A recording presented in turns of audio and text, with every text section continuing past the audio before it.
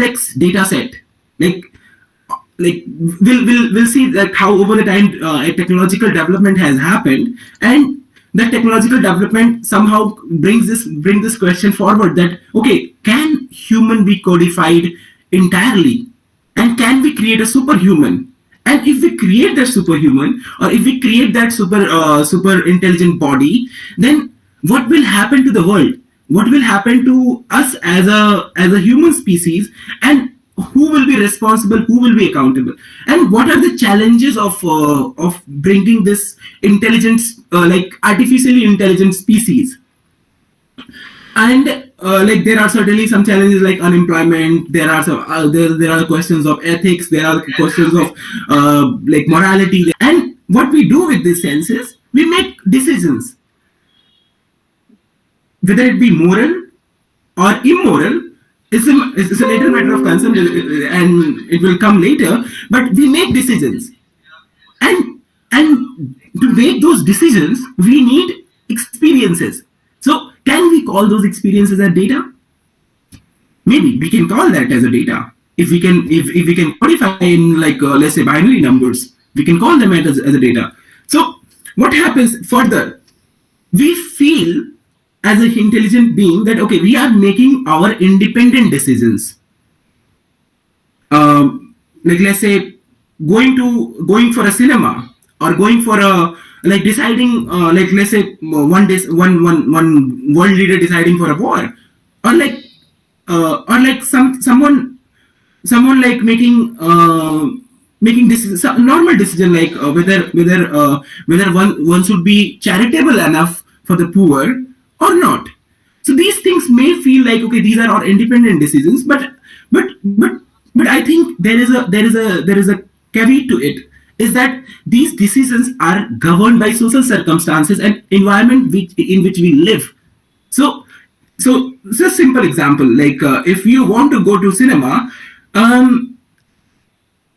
it depends like how you perceive cinema and how you have grown in the culture. So the environment and social circumstances define your interest, and then that in turns result into independent decisions. So and further ahead, what we do is we show compassion, love, excitement, sadness, joy, anger, and other forms of emotion whenever we interact with social events.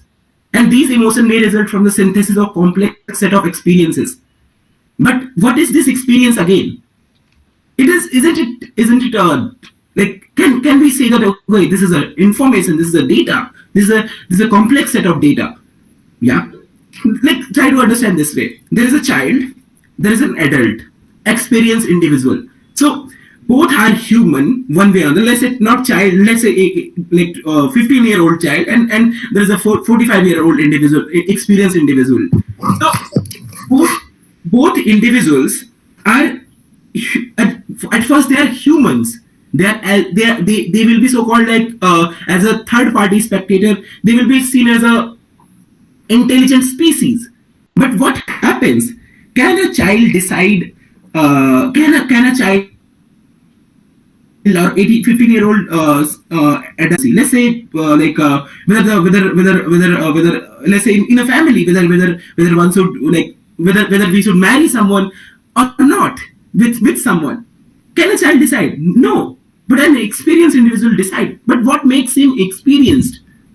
Isn't it the information and data which we over the time collect in our daily life? I think yes, this is the information. But yeah, these are very complex information data sets. So how we will address the complexity, and how we will deal with this complexity of interactions with the other individuals is something very exciting. And moving ahead, what is happening, and what is happening in the artificial intelligence that I would not call like I would also call it as an algorithmic system. I would not just call it as artificial intelligence, because the artificial intelligence is something which will come later, and I think we'll discuss that ahead. So moving ahead, now what is AI? Can you see the Sophia, the robot, or superstar Rajnikant, and there is a. Sir, I'm sorry to interrupt you, but you are like stuck in the first slide. We cannot see the other slides. Oh. Is it moving No, sir. now? No. Okay. Wait. Okay,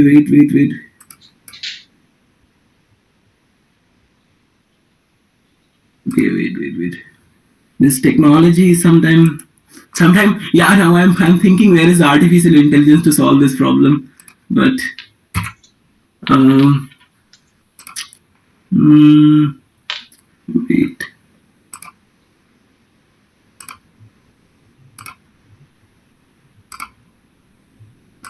Can you see now? Is it visible? No. Yes, sir. It's visible now. Is it visible? This is the first, second, Yes, sir. third. Is it moving? Yes, sir. Okay, thank you so much. It's moving now. So now when Slideshow mode, sir. pardon? Could you please keep it on the slideshow mode so that we can see the big screen? Slideshow mode. Yeah. Wait. I think.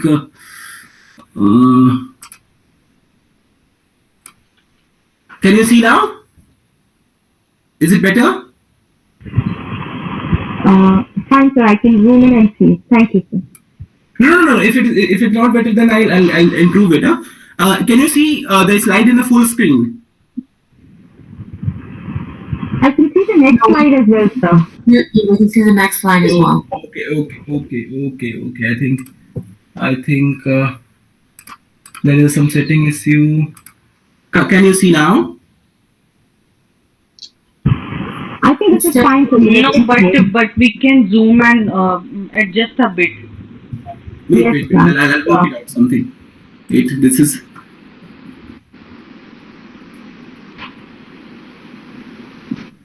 it sometimes becomes very complicated. Wait.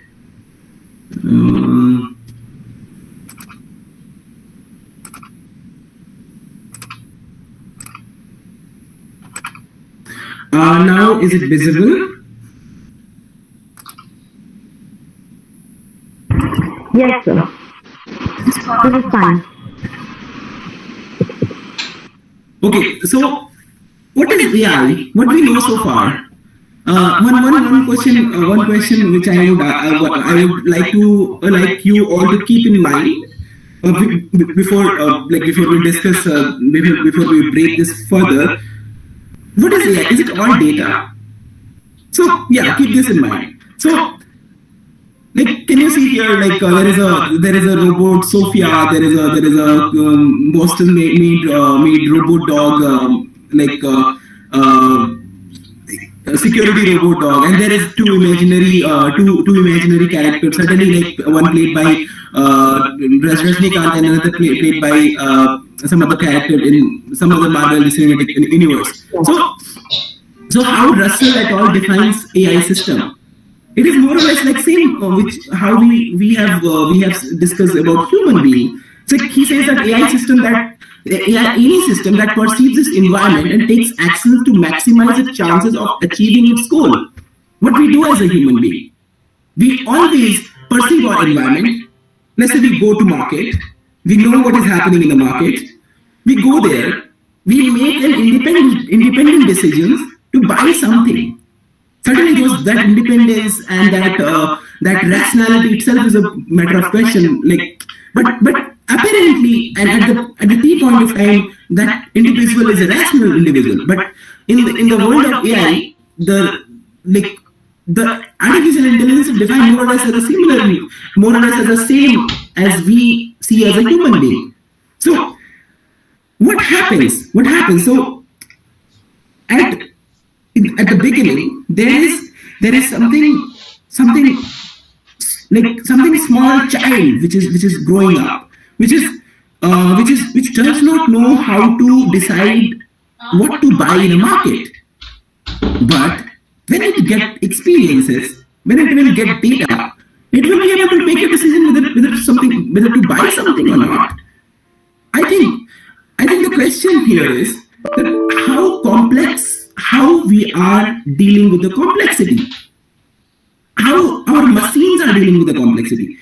If machine is dealing with the complexity, then there is a complete chance that machine can be more or less in the same line with a human being. Like Sophia, which got citizenship, like Vedas et al. Write about, very beautifully write about it, that how Sophia, how first of all, like how Sophia as a robot has been presented to the world, and it presents several challenges.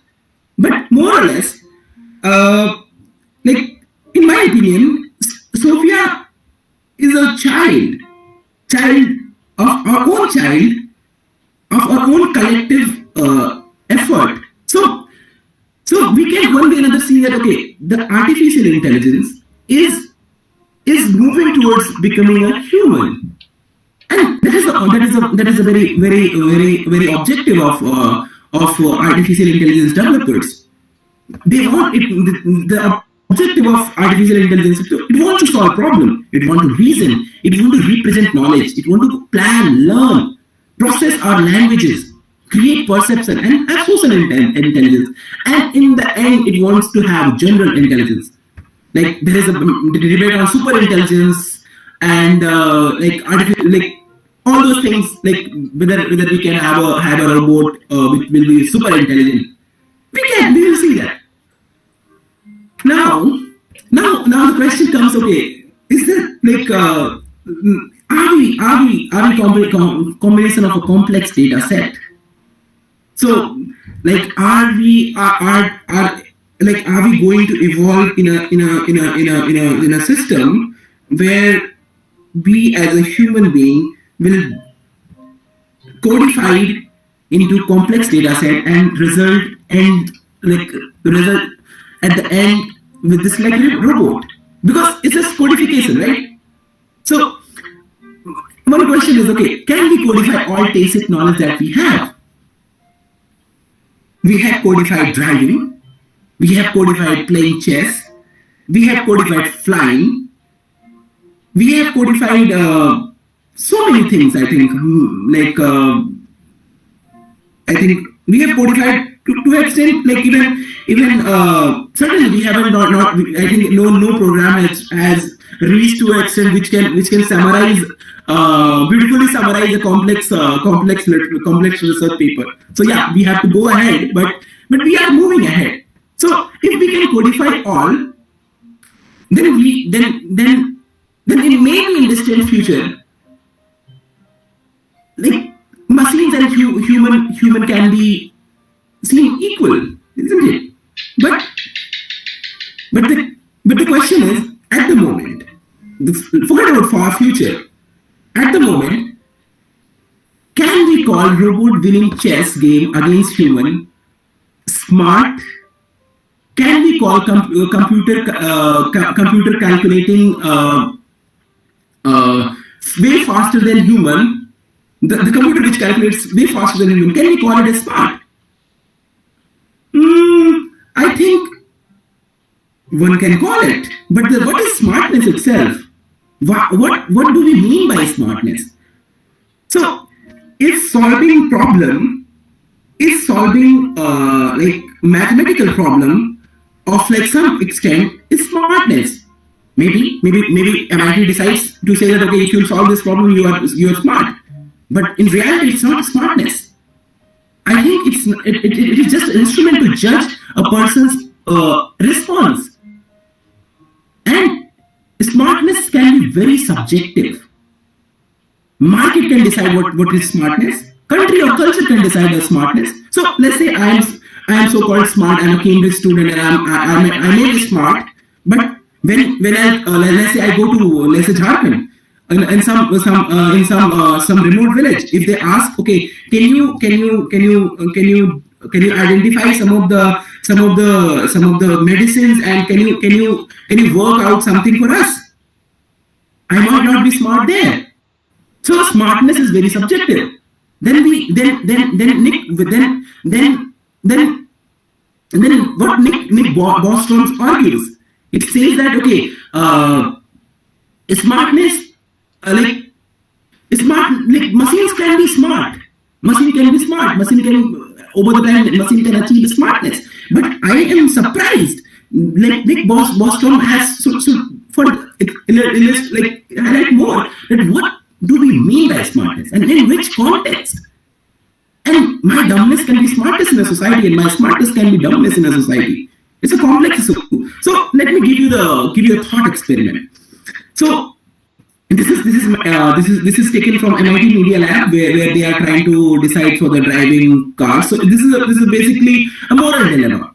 So let's say a 24-year-old person is sitting in the driving car, and there are few people who are you can see the image. There are 5 people, and there are 5 people here, and like let's forget about this picture. This thing, there is one person, one 24-year-old person who's driving the car, and another lady, old lady, 78-year-old lady crossing the car. Now there are 2 options for the machine to decide. The person who's sitting in the car is not driving; he's just sitting there. He's a passenger, and car has to decide.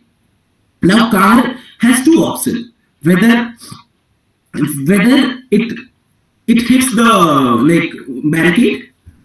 If it hits the barricade, the 24-year-old person will die. If it crosses straight forward, it will kill the 78-year-old woman.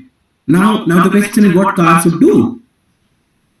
Can car decide on this? If it is so simple, then car can decide where to go. But no, it's not so simple. It is a matter of life and death. So who will decide on the matter of life and death? Because the machine will decide that those whom we call as a smart machine, or we will decide. We as a human will decide. So there has been a big survey across countries. So Germany says, in survey Germany says, okay, no, we do not, we are indifferent. We cannot do anything about it. Some countries say that, okay, no, we'll kill the 78-year-old lady. Some countries say no, we'll save the 78-year-old lady because he's experienced. So these are moral dilemmas which question the smartness of the machine itself. So ultimately, this dilemma presents one very interesting thing: how to decide something, how machine can decide, and how machine will be smart. So this smartness itself is a very subjective thing. So now question comes. Now question comes: can machine be independently decide something? And can we think machine and humans as separate from each other? So, like in science and technology studies, there has been very vast discussion that, okay, like machine is a social construction, like against technological determinism theory, that machine is a social construction as a technological artifact is a result of our continuous improvement in time. So what is machine? Even Karl Marx says that, okay, like whatever we create, there involves a dead labor of an individual. So what is machine? What is this laptop? What is this lamp? What is this keyboard? What is this mouse? Like this must be very good at a moment, but it is a creation of an individual effort of history. It is a creation of humanity. Certainly, at a moment of time, this mouse can be seen smarter than an individual because it performs some certain task, but it cannot be smarter than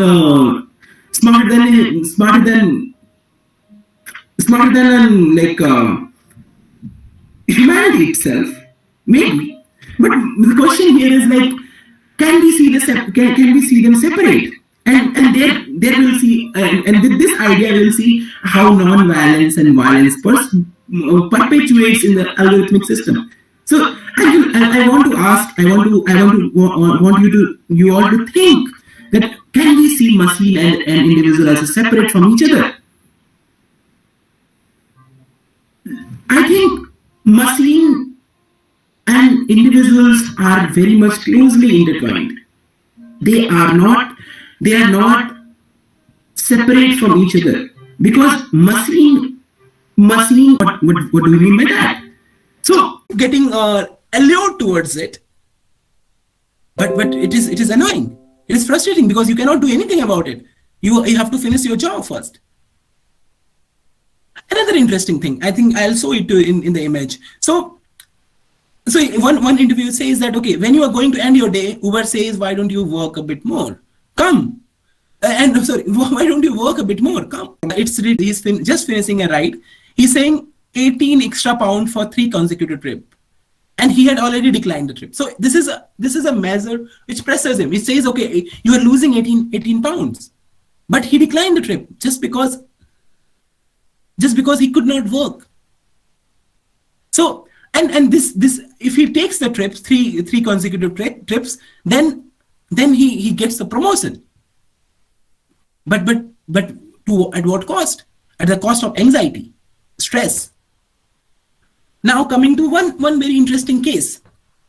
In the left-hand side, this Giulia's conversation of text.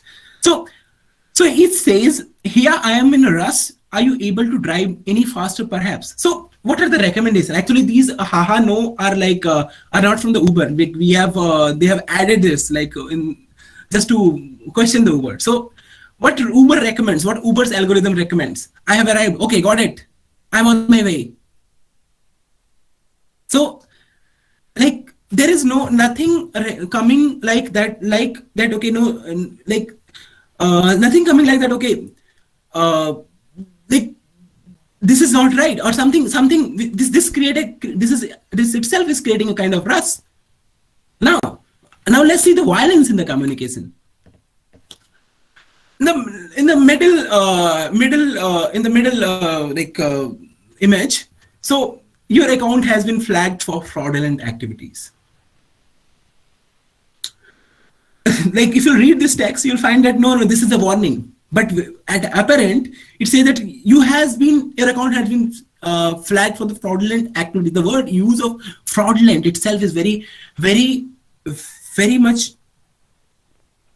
in one way or another. It perpetuates violence.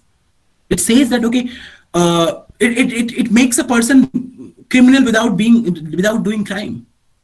Like if your employer says, let's say your vice chancellor or your teacher says that okay, you are a thief, and then he says that if you'll do these, and this is nothing. Nobody is typing and they're saying this. This is already designed algorithm, and in those algorithms these texts are typed. Nobody knows like who did it, who typed it, but it completely threatens a person. It on such a like needed relevant Sure. Fine. So if you can WhatsApp me, that would be wonderful if we can connect. Sure, sir. Sure. Thank you so much.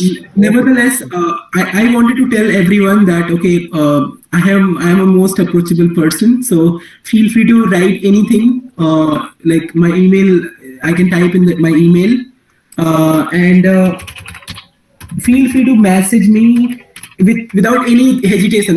It's like I enjoy talking to people. So feel free to message me. Feel free to talk to me. Like feel free to say your presentation was stupid. You need to work on this. So that I just want to have the conversation going on because more or less we are the future of the India. And then if we'll talk about on those things, India will grow. India will grow in a very, very peaceful and a very wonderful world. And Gandhi Smriti is one of the foundation to help us in shaping the future of artificial intelligence in a very, very constructive way in the country. So that can be a very wonderful idea. So feel free to message me. Feel free to get in touch with me. My email is there. Feel free to mail me. It's others, my name, .cluster innovation center. So CIC@gmail.com. So you can remember this. That's all. Thank you, sir. That's very generous on your part. Thank you. Fine. So if we are fine, so we can close the session for the day. Yeah, that's lovely. Thank you so much, guys. It was nice. This was my first presentation with such a large group. I think yeah, I think there was so. I think I will review some of the things, but yeah, I think it was interesting preparing. It was interesting thinking. It was interesting talking to you guys. Thank you so much. Thank you. See you once again. Sir, Thank your you. passion and enthusiasm are contagious. Thank you. Fine. Thank you. So please, I would request Madam Samina to kindly get in touch, and also Madam Zubia. I've shared my email ID. If you can share with me also, so that we can develop the linkages. And also Yeah. requesting.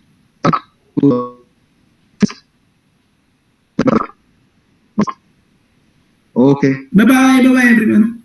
Thank you. Thank you very much. Thank you very much. Thank you, Bharati Arya University. Thank you. Thank you.